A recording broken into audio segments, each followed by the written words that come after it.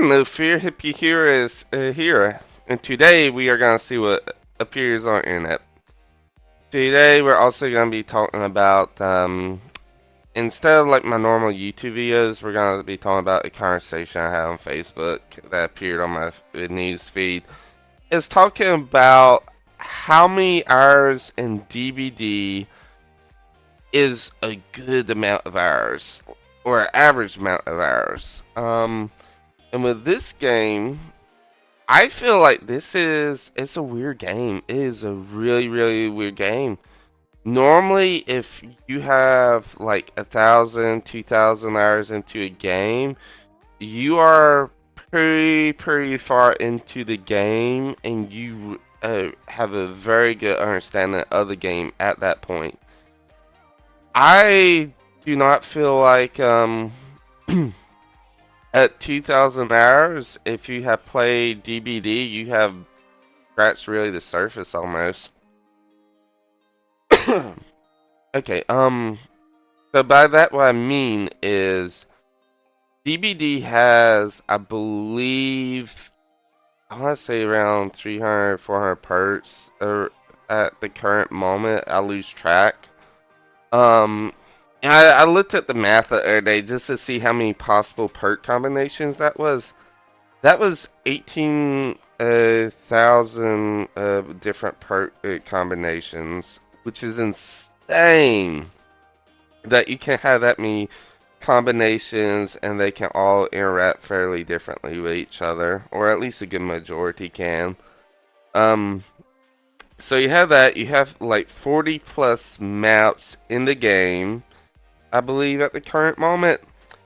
All the mounts have varying levels of RNG, which means if you go to the same mount multiple times, you're going to get a different variant of it multiple times. Some of them have lower variant than others, like RPD. You're just about always going to get the same gem placement on a lot of the gems. You're going to get a lot of the same pallets, but it still changes a lot. Um, You don't actually have tiles on that map, but there's also a lot of maps that do have tiles, and I forget how many tiles there are. I feel like there's at least, in between maps, I feel like there would probably be at least a good 20, 30 different tiles, because you have weird tiles on like Yamamoka State and a few other places as well. So you can get all those different tiles, you can get all the different perk combinations. That's not even including the killer powers, the add-ons, the items, all this different stuff that goes into the game.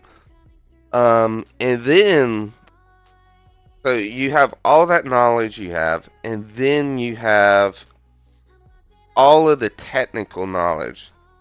So, for example, you play a killer light huntress or a trickster, deathlingers, very technical killers. So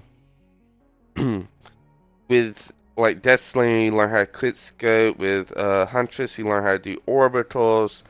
With trickster, you kind of learn how to do a side shuffle, alternating your hits.